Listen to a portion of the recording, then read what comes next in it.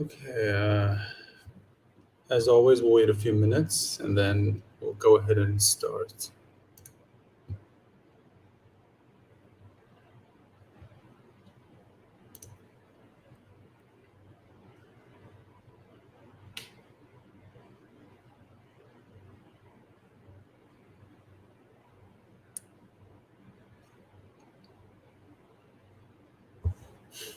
Jesus.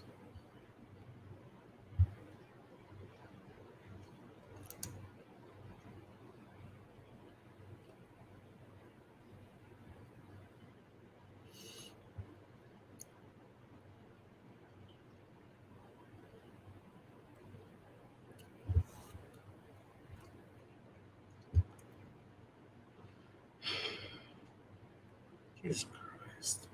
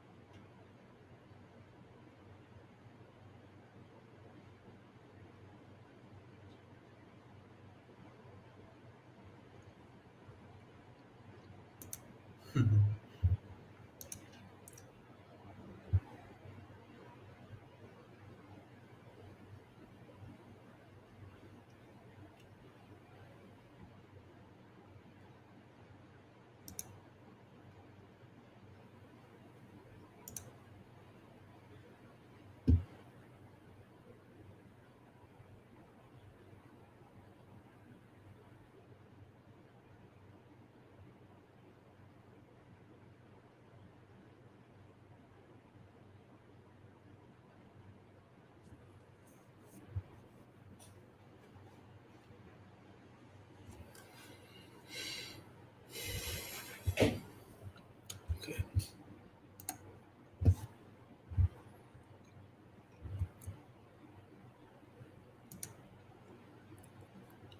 Oh, we've got a few things. We have a few things we're going to shit on today. Don't worry. Okay, so it's been 5 minutes, so let's just go ahead and start.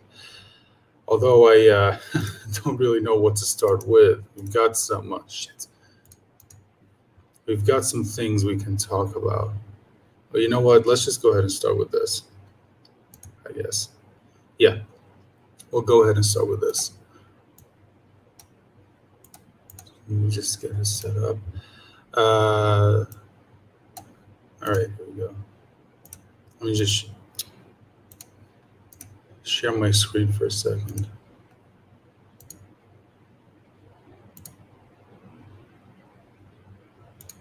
There we go. Okay, so I want to talk about this article. Now, normally I would have made a video talking about this, but since I'm kind of tapped out on the MCU, I figured, let me just save it for a live stream. Just give my quick thoughts on it, then we can just move on. But apparently, the actress who played Taskmaster just said, I think it was in an interview, if I remember correctly, that her version of the character is apparently better than the comic book version of Taskmaster, which is just completely incorrect. I mean, I'm not all that familiar with Taskmaster, and even I know that's not true because it's just no, just not even close. All right, so let's just go ahead and take a look at this article. So, the actress Olga Kurylenko, I think I'm pronouncing that correctly, said that her taking the role of a gender swap Taskmaster in the recent Black Widow films, and according to her, it fits the story. Not really. I mean, look, I haven't seen Black Widow personally. I have no interest in seeing it, but considering what I know happens in the story, no, it didn't fit. It didn't fit at all. So according to her, she says, yes, it does fit the story. I was concentrating on the story. She states the decision and character changes wasn't made by me, and as far as I'm concerned, I was happy for that decision. Of course, because it involves me. Oh, well, that makes sense, and it was so much fun.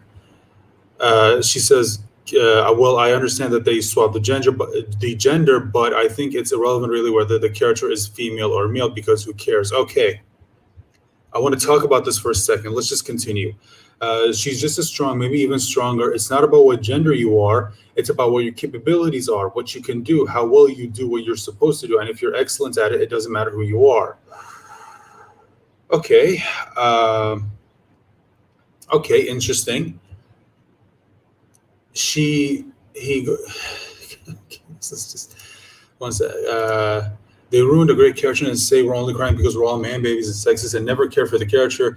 Dude, I've been collecting Taskmaster stories since I was 16 and I'm 18. And yeah, that's true. Listen, they don't care. They don't care if you're someone who cares about the character. They don't care about that. It's not important to them. These people, like I said, I've said this many times. Other people have also said this. These people who own these properties do not care about these characters. They never have and they never will. They don't have the investment in this property that we do. They just don't. To them, it's just another way of making money. And this is just what I don't understand. Like everyone out there is going. I'm seeing some people going out there. They're praising Kevin Feige. They praise Marvel. They praise Disney because, they're taking these characters from the comics and they're bringing them to life on the big screen. And yes, they were able to do that for some characters, but in a lot of cases, it's completely false. Like, for example, okay, probably the biggest example, look at what happened with Thanos in the MCU. Now, look, I like Thanos in the MCU, I do. But ask anyone, and they'll tell you this Thanos that you saw in the MCU is nowhere near as close as what Thanos was in the comics. Like, Thanos in the comics is completely different from the Thanos that you saw in the MCU. But the reason why people liked it is because he was still a well-written character. But when it comes to other characters like Taskmaster, they didn't give them the same courtesy. They were just Taskmaster in name only. And yeah, some of the abilities, but that's it. Her character wasn't perfect. She only had like 4 scenes, if not less, absolutely no development. Taskmaster was an assassin, but he had personality. He copied his adversaries not only in movies, but also in behaviors. Hence, he uses that to his advantage in combat, which also makes him dangerous in the secret identity department because he figures out who these people are, how these people act under the mask, so he can figure out who they are when they don't have the mask. That's true. And also, I just want to talk about this for a second. So she goes on to talk about whether the character is male or female, it doesn't matter. Okay, I just want to talk about this for a second. So I'm someone who is completely against any gender swapping, race swapping, anything swapping. If you change anything from the character that was originally attributed to them when they were created, then as far as I'm concerned, then it's not the character. Like, for example, you took Taskmaster, who was a man in the comics, and you swapped him to be a woman. Then that's not Taskmaster. I'm sorry, you can give this character the Taskmaster name. You can give this character abilities that are like the Taskmaster in the comics, that still doesn't make them Taskmaster. And as far as I'm concerned, I'm sorry, it's just that's not you are not Taskmaster. And for me, it's the same thing with Spider-Man. You know, Spider-Man in the MCU, yeah, he has a Spider-Man suit. Yeah, he has the Spider powers. He has a Spider-Man name, you know, the Peter Parker name. But as far as I'm concerned, that's not Spider-Man. I'm sorry. He's more like Iron Man Jr. And I'm not the first person to call this out. Like, there are so many other people who have called this out. Like, Peter Parker in the MCU is not Peter Parker. I'm sorry. He's just not. Each person has specific behaviors and he could detect them. Hence why heroes with identities tend to stay away from him. That's true. That's true. That's why you would think that Spider-Man would stay away from him, because if he were to copy Spider-Man's behaviors and how they act, he could figure out who Spider-Man is under the mask. And Spider-Man is very protective about his secret identity. But someone like Captain America wouldn't care as much because people already know who he is under the mask. Same thing with Tony Stark, but with Iron Man. And it's just I've never bought this, because if according to her, the whether the character is male or female doesn't matter, then why'd you change it in the first place? You know, like, and these people never have a response to that. You know, they'll tell you, well, why do you care if it's male, if the character is male or female? It doesn't matter. If it doesn't matter, then why did you change it? It did matter. That's the thing. It mattered to you. You wanted the characters to be female. You changed it because it mattered to you. And now you're trying to push out this bullshit saying that you apparently think that it doesn't matter whether the character is male or female. First of all, yes, it does, because the character being male or female is part of the character. Just like how Wonder Woman, it would matter if she's a woman. If someone says we want to make a Wonder Woman character and the character is male, then it's not Wonder Woman, even though they're called Wonder Woman. The actress who played the role in that one scene where she took off the mask, the whole movie with the mask, yeah, that was a dude. Oh yeah, that's true. Yeah, that's true. I think his name was Anthony something. I forgot his name. I forgot his full name. That's true. If you really cared about female empowerment, then why'd you use a man to film the stunt roles? And it's not like the actress they picked isn't built to play the actor and can't do the things the character needs to do. Here's the thing: they don't care about that. They only did it because they wanted to have that moment. You know, in the movie where they take off the helmet and you realize, oh, it's a woman. They wanted that moment where the audience would go, oh my God, I can't believe it's a woman. It didn't work. It didn't work because I promise you, the second someone saw the trailer, they immediately knew what you were going to do. They immediately you knew that you were going to pull the whole, pulling off the hood, and it's revealed there's actually a woman this entire time. It's not surprising because Disney, you have done this before. You've done this before. You did it with there was that character in Solo, if I remember correctly, the one that was in charge of the tribe or whatever. The leader took off the helmets, revealed to be a woman. You did it there. You did it with there was another one. I'm forgetting which one. Oh yeah.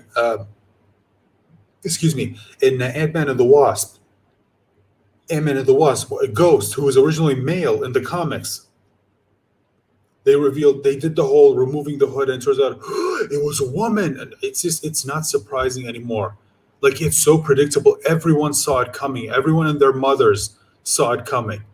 No one was shocked by this. And you can tell, you've got a picture right here. You can tell just from the few footage that Taskmaster is on, from the suit and the build, that's a guy. You can clearly tell that's a guy in the suit. Like, it's not even well hidden. Holy fucking shit. And to me, it sucks because this shows you again where the MCU is heading. This is where the MCU is heading, and I made the right choice tapping out. I made the right choice leaving after WandaVision. It was. I talked about this before. The last thing I watched that was in the MCU that was WandaVision, and after that show just crashed and burned when it came to the ending, I never went back. I didn't watch Falcon Winter Soldier, didn't watch Loki, didn't watch Black Widow. I have no interest in watching anything else. I don't care anymore. And after seeing this again, like I said, made the right choice, because it seems like they're not going to stop, because we've got something else to just show you where they're headed when it comes to the MCU. Let me just bring this up real quick. We've got this. Kevin Feige going out there saying we want to showcase LGBTQ characters in the MCU. Now, someone might look at this at face value and they might say, well, what's wrong with that? Normally, a person would say there's nothing wrong with that. Normally, because people don't care in this day and age if there are LGBTQ characters in a show. No one cares about that. But the problem is that because this is coming from Disney, because this is coming from Marvel, we know that the only reason they're doing this, because, again, if you look at their pattern of behavior, you can tell that the only reason why they're doing this is because they want a virtue signal. That's it. That's all this is to them. It's just empty virtue signaling. It's never going to be anything else. That's why if someone comes at you and says that you have a problem with this statement and they think that you apparently have a problem with LGBTQ characters, no, that's not the case. It's because we know, because of who is saying it, we know the real reason why they're doing this. That's why we have a problem. And it just goes to show you that they will go down the identity politics route. They're only doing this because they know there's a bunch of people out there who are just going to go, oh my God, this is so stunning and brave of Marvel. Finally, it's time, acting like there's never been gay people in movies ever. Even though the Oscars literally gave Best Picture to a movie whose main character was gay. Remember Moonlight? Moonlight won a Best Picture, and the main character of that movie was revealed to be gay. It's just like they're going to go out there, they're going to act like this is new, and we all know it's not. The only thing I plan to watch in the MCU is the Eternals because I want to know how they ruin Jack Kirby's legacy, and after that I'll finally abandon the MCU for good. Yeah, I don't blame you. Don't blame you. I know they just want to virtue signal. They did the same in a cartoon. I like the Owl House by bringing in a very quick and forced relationship. Oh yeah. It's kind of hard not to hear about that when it comes to Owl House. I remember when I first heard about the show and I saw the teaser image for it, and I remember I was really excited. I thought, you know what? Hey, this actually looks pretty damn good. And I watched the first season, and there were things that I liked about the first season, but a lot of things that I didn't like is that they clearly rushed some character development. Like, for example, one of the characters that I personally liked was Amity. Like, she was, to me, was the most interesting character, and they just, my God, they completely reduced her role to just being a girl who is there for a gay relationship. That's it. That's literally the only reason her character even exists at this point. Because remember, if you just to prove it to you, go back and watch the first season of The Owl House. Look at like the around, I think it was episode 10, if I remember correctly. It was somewhere around episode 10. Hold on, forgot to mute this. It was somewhere around episode 10 where I think that was the moment where they went on a bit of a hiatus and then the show came back. And when that happened, that was like part 1 of season 1. And then from episode 10 moving forward, that was like part 2 of the first season. Amity in part 1 and then Amity in part 2 is like a completely different character. Just a completely different character. Like, it's not even the same person.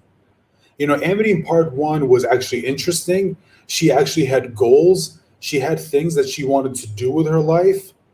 And then if you look at part 2, it's like they just completely forgot about it. Just completely forgot about it. It's not even there anymore.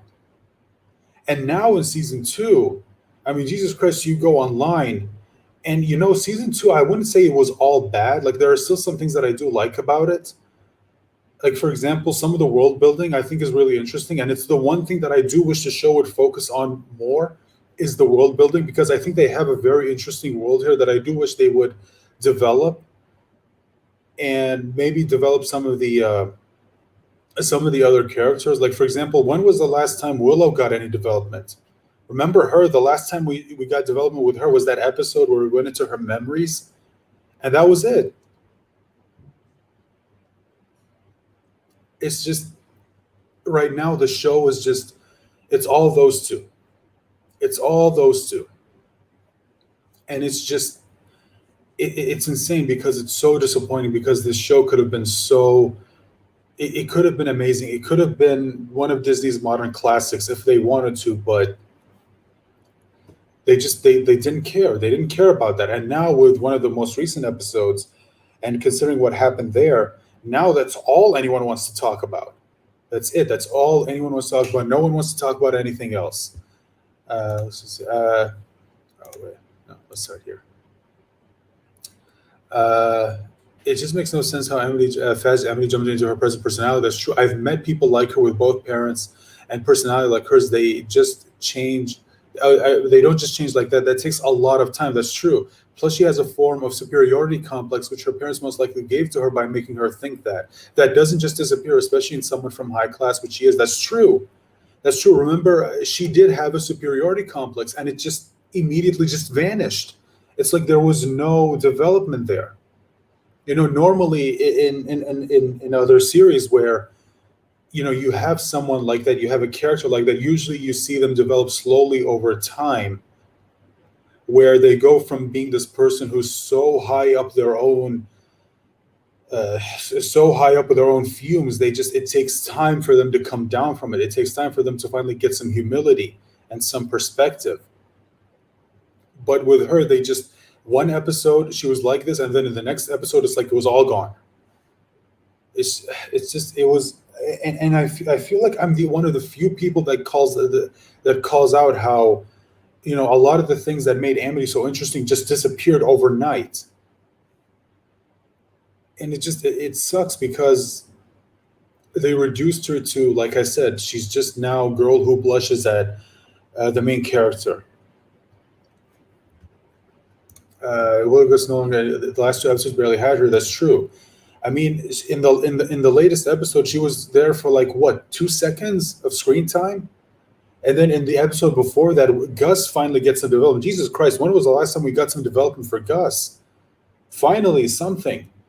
But that episode, what do people talk about? It's that moment. That's all anyone talks about. That's all the fucking people who, well, maybe not all, but that's all most of the fandom cares about. That's it. No one cares about the world building. No one cares about the characters. No one cares about any of that. They just want to see these two cartoon 14-year-old girls making out. That's all they want to see, which honestly is kind of disturbing if you think about it. And this is just more proof of that. It's just, and look, this isn't surprising to any of us. We've known this for a while now. I mean, why else do you think they're going out there? Then they're race swapping characters, and now they're taking pre-established characters, removing them, and then bringing in a new character to take their place, and that character is either female or a person of color. Because this is what they've wanted to do for a while. They're basically going down the same road that the Marvel Comics did. You remember All New, All Different, where they basically replaced every single character. Captain America is now Falcon.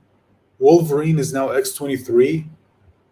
What else? Oh yeah, Tony Stark is now Riri Williams, whose motivation was that she was angry that her teacher didn't say that she couldn't be what she wanted to be because of her race. And I'm not joking, that actually happened. She was actually upset that her teacher, who was white, looked at her and said, "You can be whatever you want to be." She was actually upset at that. She was upset that she wasn't being belittled because of her skin color. And I saw that and I thought, who the fuck is writing this? Who the fuck is writing? How can you be upset that someone didn't belittle you because of your race? And I just, wow, just and they're gonna do this. They're gonna do this with the MCU, and it's what's gonna happen to the MCU is the same thing that happened to Marvel Comics. They are gonna just go completely down the shitter. People are gonna walk away. They're gonna go, "This is not the MCU that I remember." And you'll see it's going to be a while, but eventually they'll bring back Captain America, they'll bring back Steve Rogers, they'll try to bring back Tony Stark, because like I said, it happened in the comics, it will happen in the MCU. And from what the episode told us, the show's gonna end like Star versus Force of Evil. Yeah, true boy. Here's the thing: when it comes to Star, I saw the first season, and the hold on, oh, hold on, sorry, just get.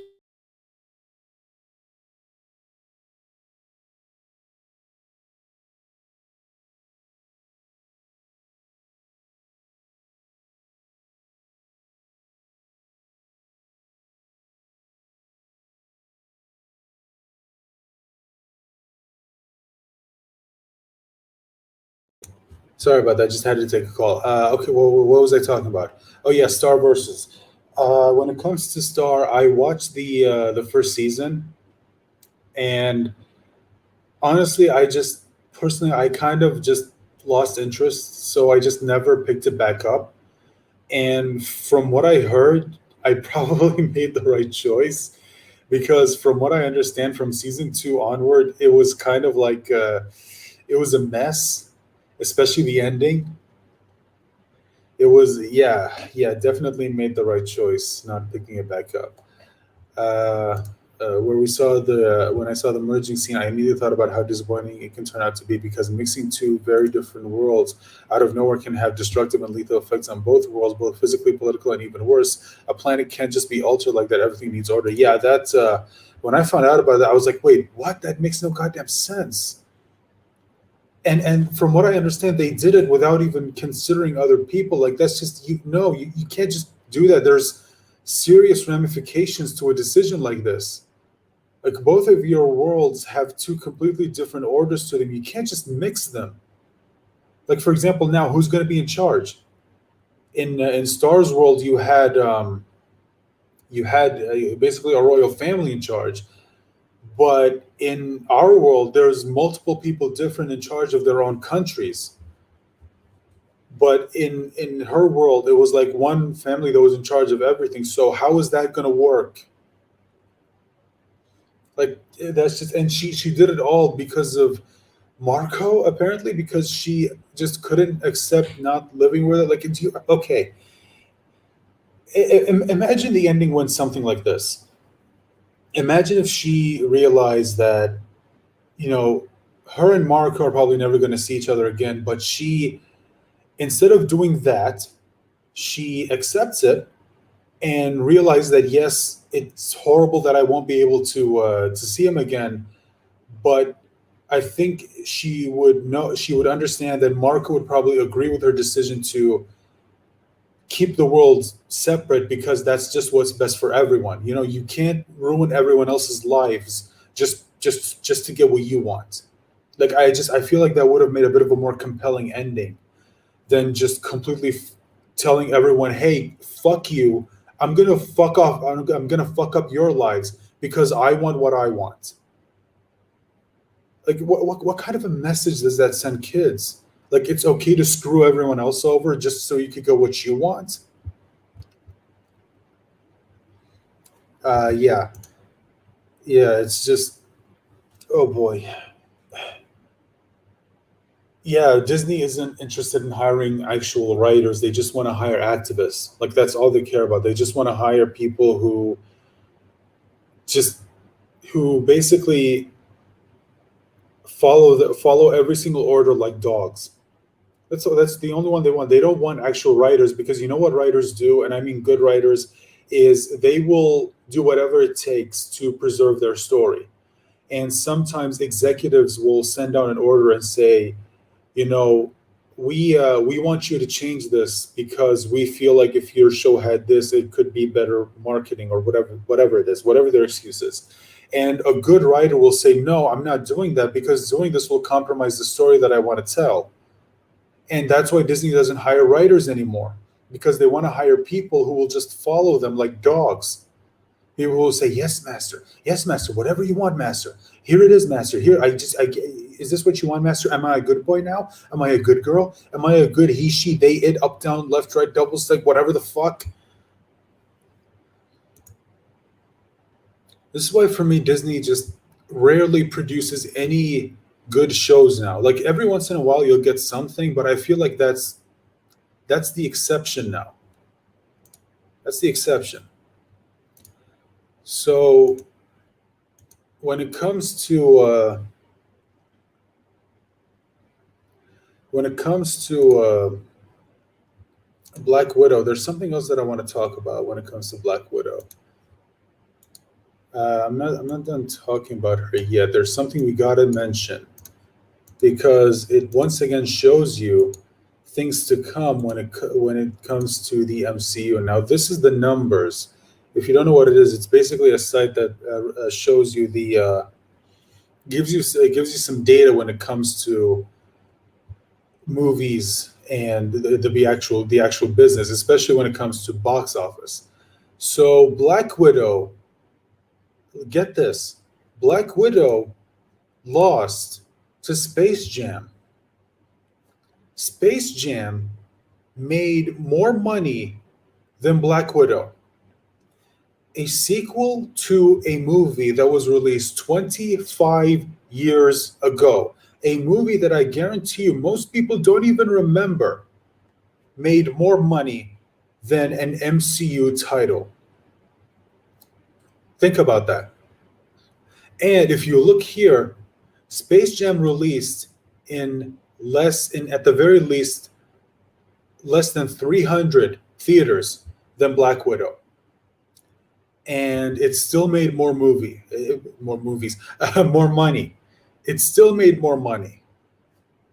I mean, that's just embarrassing. That is just embarrassing. And we'll talk about this number in a second.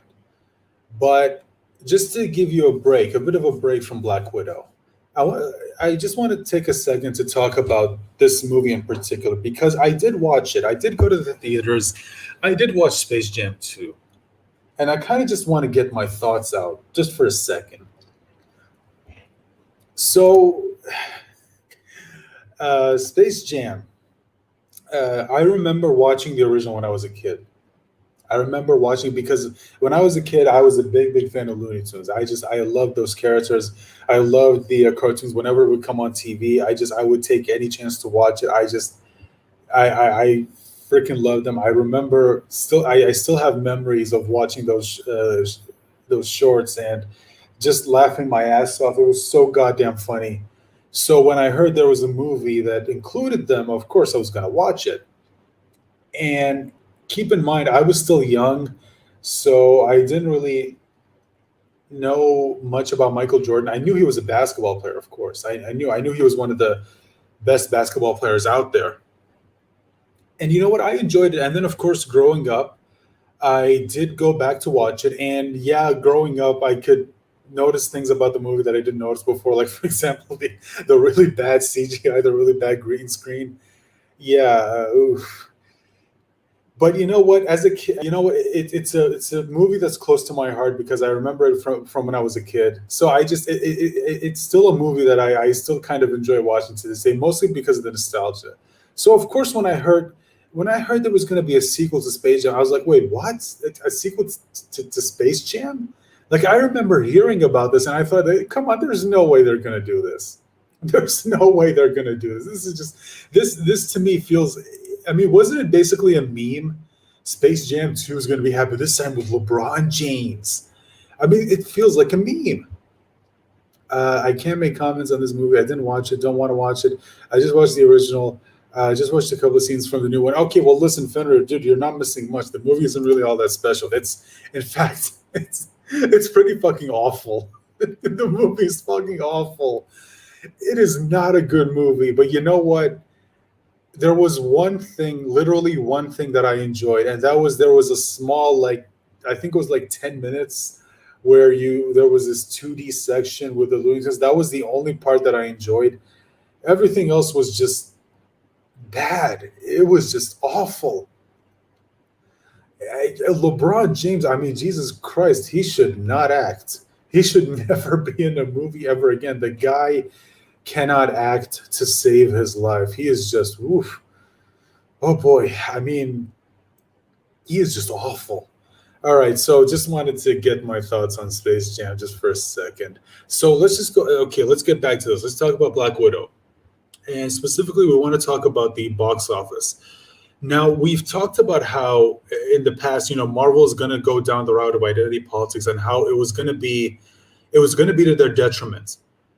Well, it seems like we finally have evidence of that because Black Widow during the first weekend did make a lot of money. It did make a lot of money in the box office. Let's just go ahead and take a look. I've got the numbers right here. The numbers right here. Let's just go ahead and take a look. How much money did it make in the first weekend? Let me just see if I can bring it up.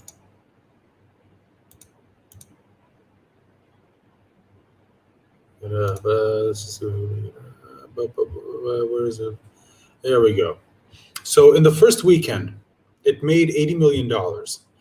And in the second weekend, it's up to $132 million. However, in the first weekend, it made 80 million. And in the second weekend, this is why this is important, because usually you find out just what kind of legs a movie has when you look at the second weekend drop. In the second weekend, you want to know how much this movie made? You know what? Let me just bring it up. Let me bring it up just so you could find out. Let me bring it up. Here we go. This is how much money it made in the second weekend: $26 million. Now, $26 million is nothing to laugh at. It's still a shit ton of money, especially to me. I mean, Jesus Christ, I'll take $26 million any day. But for a Marvel movie, this is not good because it dropped 67%. 67%. Now, why is this important? Because if you go to no, not this one. Here we go. If you go to the box office and if you look at the records, this is the worst weekend drop out of any of the Marvel movies. The worst one. And I'm talking about movies like Ant-Man and the Wasp and Thor: The Dark World, which to me, I don't think Thor: The Dark World is that bad, but apparently everyone hates it. And that movie still made more money in its second weekend than Black Widow. So from this Forbes article, Disney didn't offer up Disney Plus revenue this time out, which means last week was likely just a one-time distraction. While Disney's Black Widow dropped a harsh but not unexpected 67% in weekend two, earning $26.3 million for a new $132 million 10-day cumulative. Yes, that's the biggest drop ever for an MCU title and closer to the likes of Batman v Superman and Man of Steel than Wonder Woman or Black Panther. However, the prior biggest second weekend drop MCU flicks were Spider-Man: Homecoming from $117 million and Ant-Man and the Wasp from a $76 million debut in 2018. Both dropped 62% on the same weekend, but continued to leg out over the summer for a decent 2.85 times weekend to final multiplier. That 79% Friday drop was scary, but the 67% weekend drop is a little less so. It's not good, but it's not worse than Batman v Superman and Fantastic Four. I wonder which one they're talking about.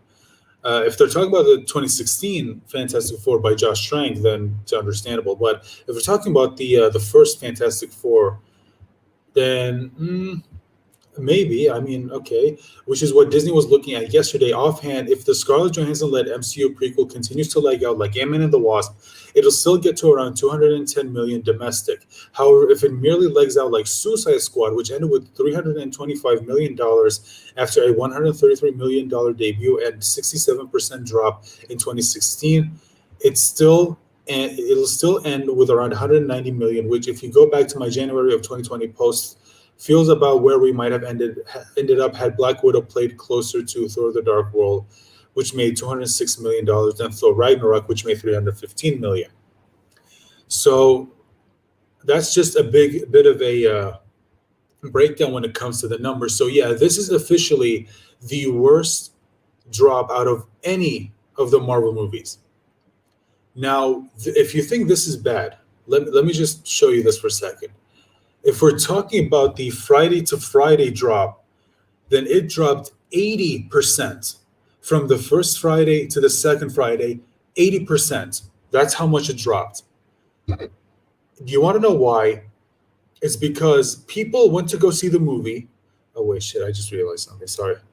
Forgot to. There we go. There, now you can see it. It dropped 80%. And the reason why this is bad is because this could signal to Disney that if they do choose to go down the identity politics route, it doesn't matter if your movie has the Marvel brand, people will not go to see your movie. The only ones who are going to go see your movies are die-hard MCU fans. Those are the only people who are going to go watch your movies. The reason why Marvel has made so much money, specifically the MCU, is because the movies appealed to casual fans. It appealed to normies. Those are the people you really have to get. If you want your movie or TV show to be successful, you can't just appeal to your hardcore fan base. You have to appeal to the normies because they're the ones who make up a majority of your audience. It's just, and again, I said it earlier that I and so many people see the MCU going down the same route that the Marvel Comics did, is that eventually they'll realize, okay, this formula is not working.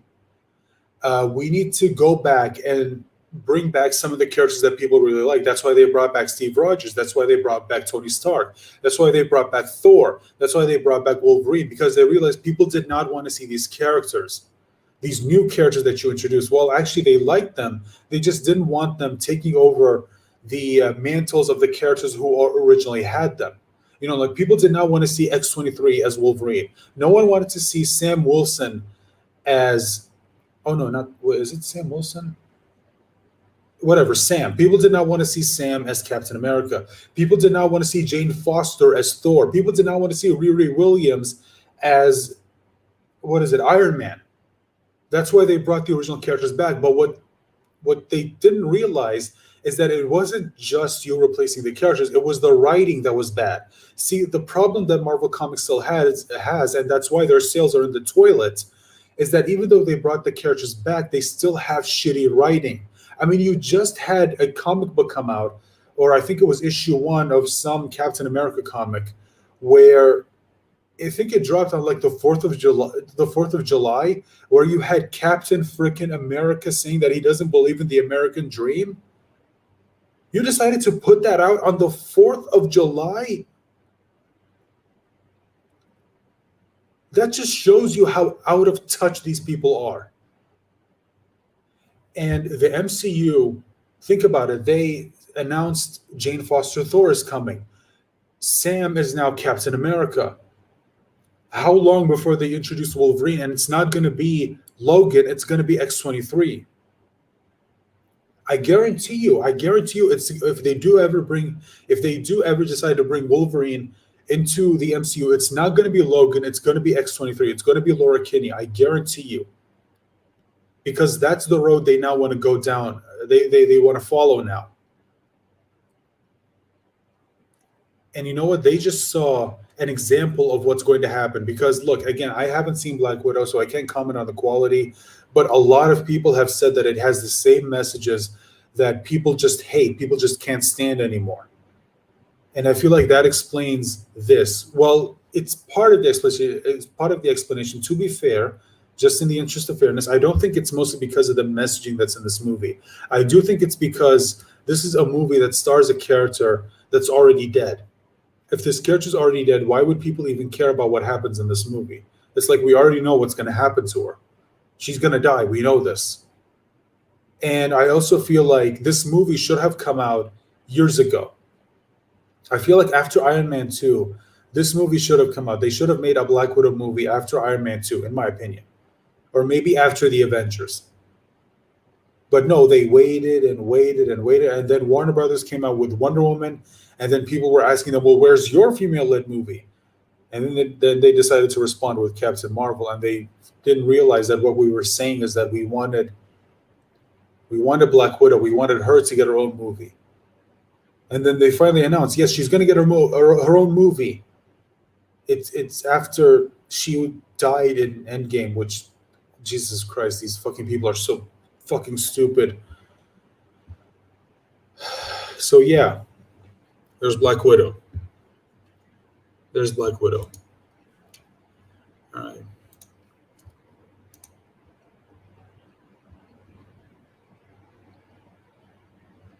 Uh, X-23 is not Wolverine. Yeah. Wolverine is the identity of James Howell, aka Logan. That's true. Hell, even his half Asian son took the name, and people demanded his father regain it. People just like Logan as Wolverine. That is true. Yeah, people want Logan as Wolverine. He is Wolverine. No one else. All right, let's bring up the next thing that I kind of want to talk about. Oh yeah, I can talk about this for a brief stint, just to continue with the MCU theme, and then we'll move on to the other things that I want to talk about. Don't worry, but I just want to talk about this for a second. So Kevin Feige just claimed that Marvel Studios does indeed have rules for the multiverse, despite Loki and Avengers Endgame endings and contradictions. So again, I didn't watch Loki, but I do follow people who do review this stuff, so I do know what happens in the story.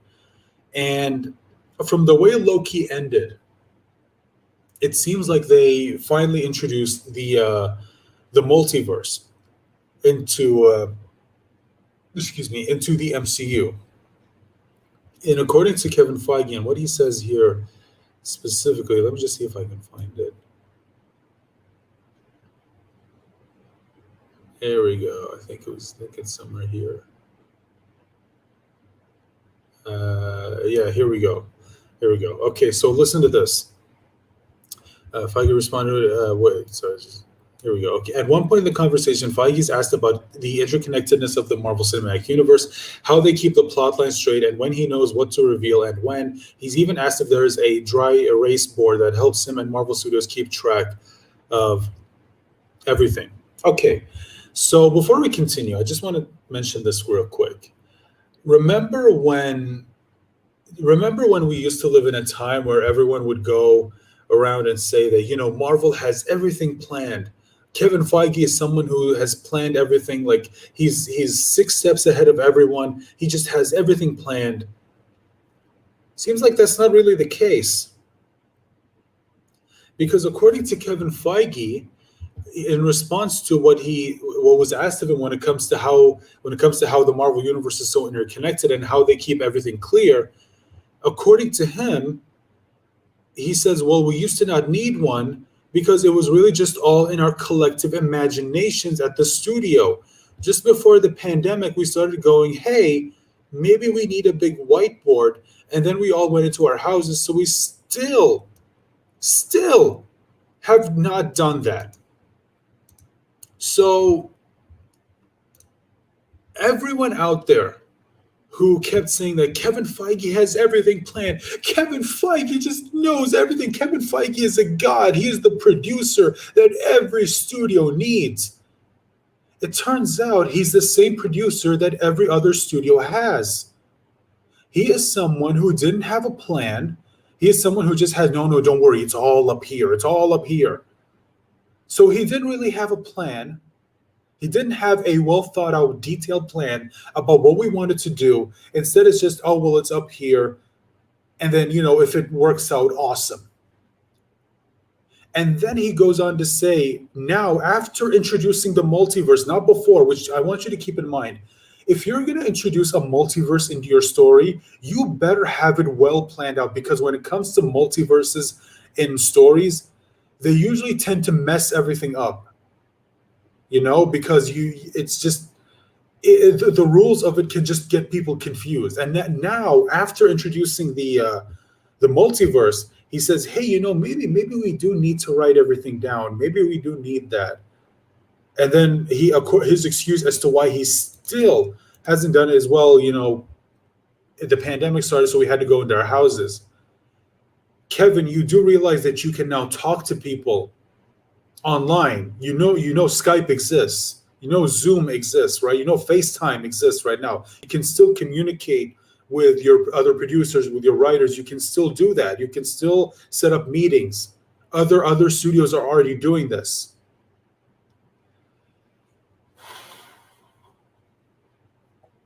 Fucking hell. I you know what? At some point, it's just it's at some point I got so tired of everyone just sucking Kevin Feige's dick. I kept asking myself, is this guy really who everyone keeps saying it is? It keeps saying he is. Well, it turns out nope. Turns out I was maybe right the entire time. This guy is is overhyped as hell, and everyone else just refused to see it. Refused to even think that hey, maybe this guy doesn't really have everything planned as we think. Maybe he really is just playing it by ear. So he goes on to say the truth is there is a wonderfully dedicated, creative, spectacular team at Marvel Studios, and one person is dedicated full time to each product. So Mary Lavanos oversaw WandaVision from start to finish.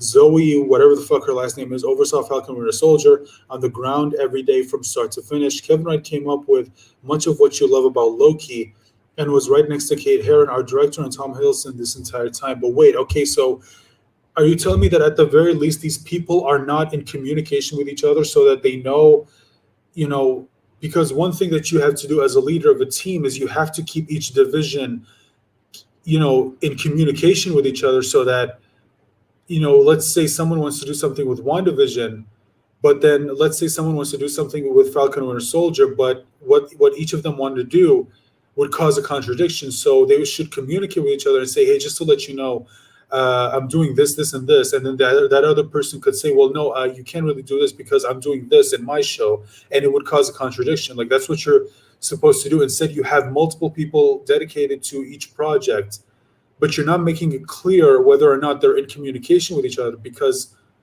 again, that's what a leader is supposed to do, especially if you have multiple people working on multiple different projects at the same time.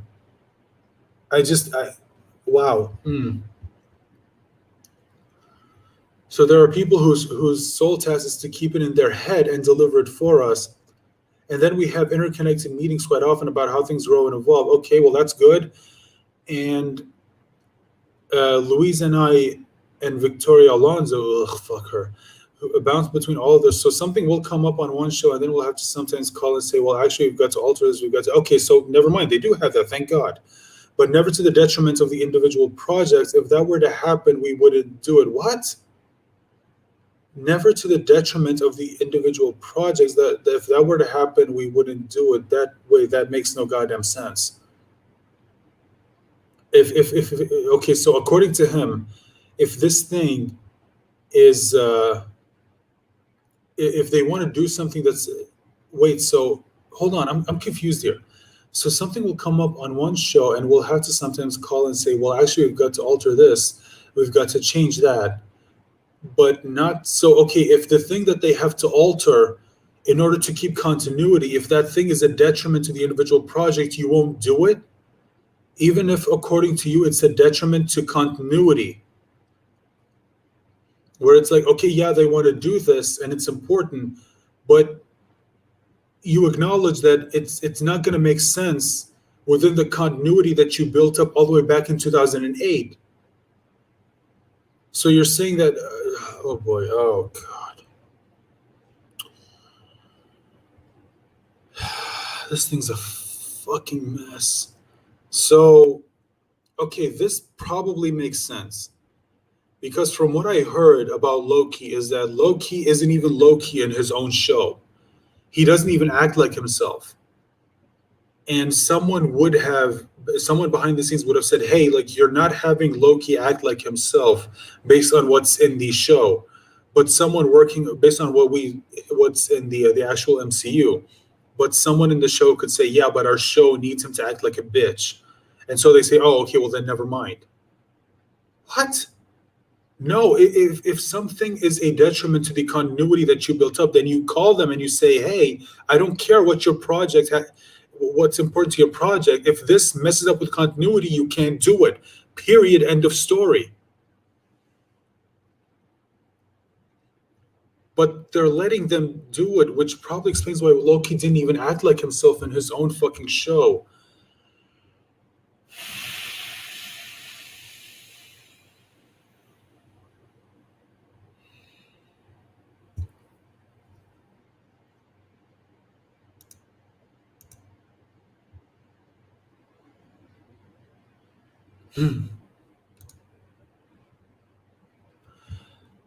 This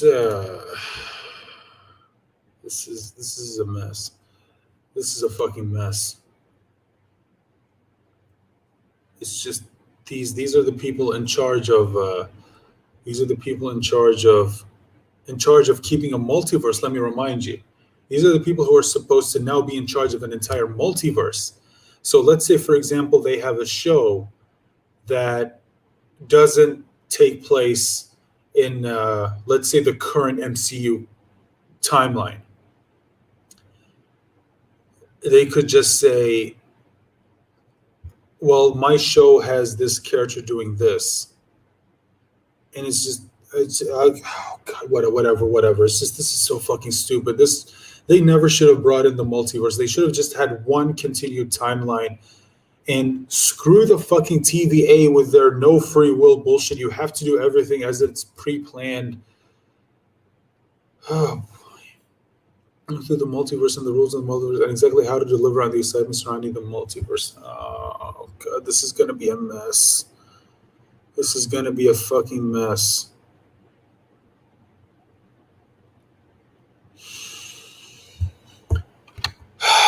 So yeah, that's where the MCU is going. It's gonna be a fucking mess.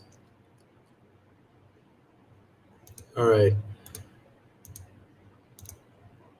We got one more thing, and we're gonna head out. So I don't know. I don't know if you guys saw this, but we just got a trailer for "I Am Not Starfire." Now we got a we got the teaser image for this thing, this whatever the fuck this is, and it looked bad, but now we have a trailer, and it's just, you know what? Let's just watch it. Just to have you guys give you something to laugh, just something to cheer you up after that shit. All right, let's hear this.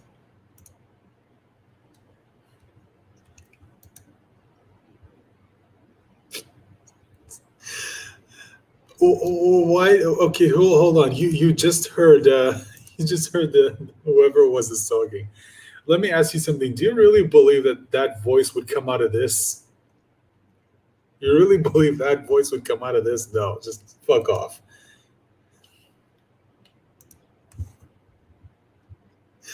Also, I'm sorry. Just out of curiosity, how the fuck does Starfire have a baby that looks like this? Because you know that most of your genetics you inherit from your parents. Unless Starfire like went out and fought in space while she was 9 months pregnant, and she got hit somewhere in the stomach, and that to explain the deformity, but she looks nothing like her mom. Like there's no resemblance whatsoever. Unless you're telling me that somehow Starfire got drunk and married an Asian midget or something. I don't.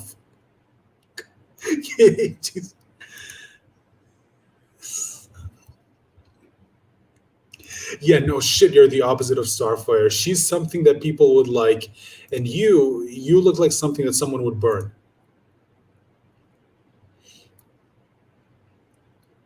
It looks like you, at the very least, have some strength. I mean, Jesus Christ, look at that.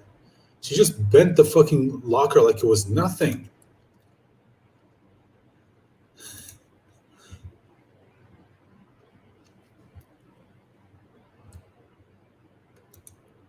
She she just said she's gonna fight her for the throne of Tamarind. Starfire is from Tamaran. That's the name of the planet, Tamaran, not tamarind. Tamarind's a food. You fucking idiot. These people. Oh my God.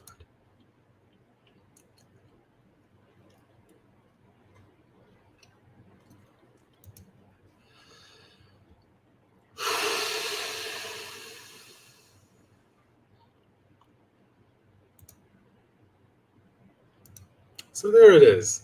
There's I Am Not Starfire. Now hold on, people. This isn't it. We have more. Because let me just bring it up. we have our exclusive first look at I Am Not Starfire, courtesy of the Mary Sue, because of course it is. Of course, it's courtesy of the Mary Sue. What other website would be given first? Would be given a chance to look at this first? So why don't we go ahead and take a look and just see what's going on with DC, and maybe we can solve the mystery of why these people are losing money. So first things first, when it comes to the art, I'm not a fan of it. I will say the background is at the very least okay. You know, you can clearly tell what's going on. Although this right here doesn't really make any sense because this is supposed to be mounted on. It looks like it's supposed to be mounted on a wall, and yet somehow there's a plant behind it. But okay. Uh, and we get. And by the way, these pages tell you that Starfire's daughter is a complete cunt because Starfire is trying to get to know her. You know, she's trying to sit her down and ask her, like, so, okay, hey, you know, you're in high school now. Like, do you have any plans for what you want to do in the future? You know, just something that a normal parent would ask their child. You know, like, hey, let's sit down and talk about this. Like, what exactly do you have plans? You know, do you have planned for your future? What do you have? uh, Starfire's daughter, Mandy, you know, I'm Mandy, just like you heard from the trailer, decides to act like a complete bitch. And by the way, let me remind you, this is supposed to be sold to children, and they have the word fuck. This is supposed to be sold to children. And we have Starfire asking her, you know, just questions, just trying to have a normal conversation with your daughter. You know, just something that most people would want. Something most parents just want to do with their kids. You know, just hey, just let's sit down and talk about something. And start her Mandy decides to act like a bitch. She says, "Oh my God, Mom, you don't understand." It's just and then Starfire asks her, "Well, what do I not understand?" And then she says, "Oh my God, why are you doing into my life? Just leave me alone." And then she says, "Ask her, why are you doing into my life?" And she says, "Well, that's what responsible parents do." And she says, "No, it's the not." So not only is she acting like a bitch, she decides to make fun of the way her mother speaks. Yeah, her mother speaks. She decides to make fun of the way her mother talks. Just such a likable character. And then she asks her, "Hey, is something wrong? You know, you can talk to me." She says, "No, nothing's wrong. Leave me alone." Fucking hell. So yeah, that's what's going on with I Am Not Starfire. The main character is a bitch, a completely unlikable bitch. And also, let me remind you of something. Let me just remind you. Let me just bring this up real quick. Uh, just to show you, this is the author.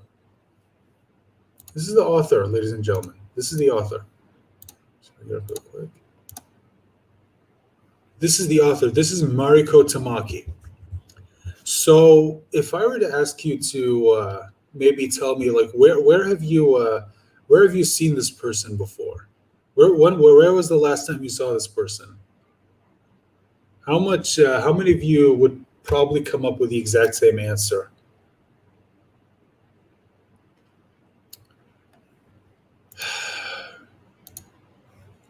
This is where they are. This is what DC is doing. Sorry.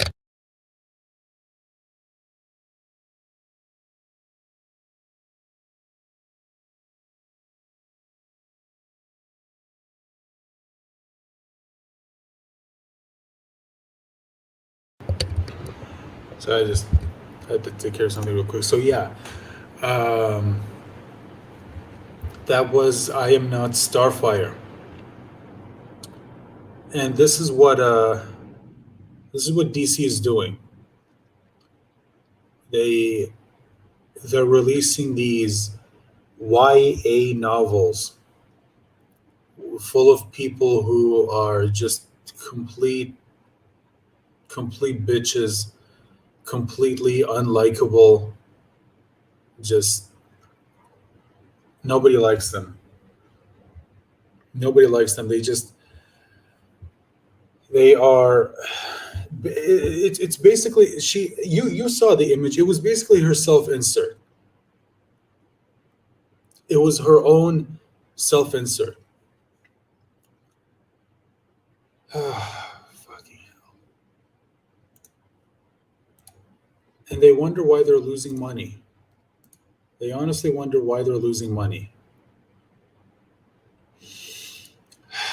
Okay, let's go ahead and see what else is happening.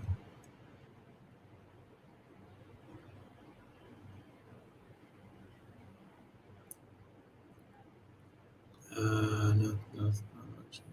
Just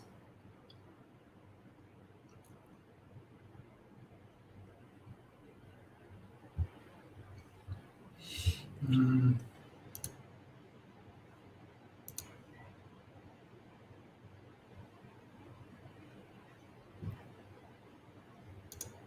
well, there's not really not much going on. So okay, that was the last thing that I want to talk about. Unless you guys have something you want me to talk about, unless there's something else going on. Uh, because no one else would allow this to happen. Yeah, that's true. It's hard for me to believe that Nightwing would have a kid like uh, like that. Just ugh. It's just you. I mean, again, you saw it. It was basically the author's own self-insert. That's where the character came from. That's it. Nothing else. Okay, I think that's it. Yeah, that's it. All right, so I'm gonna end this right here. Thank you again for joining me. I hope this was fun. I hope to do more of these in the future, as always. Here's at least hoping everything goes well. And that's it. Thank you again, and I hope you join me for the next live stream. Bye for now.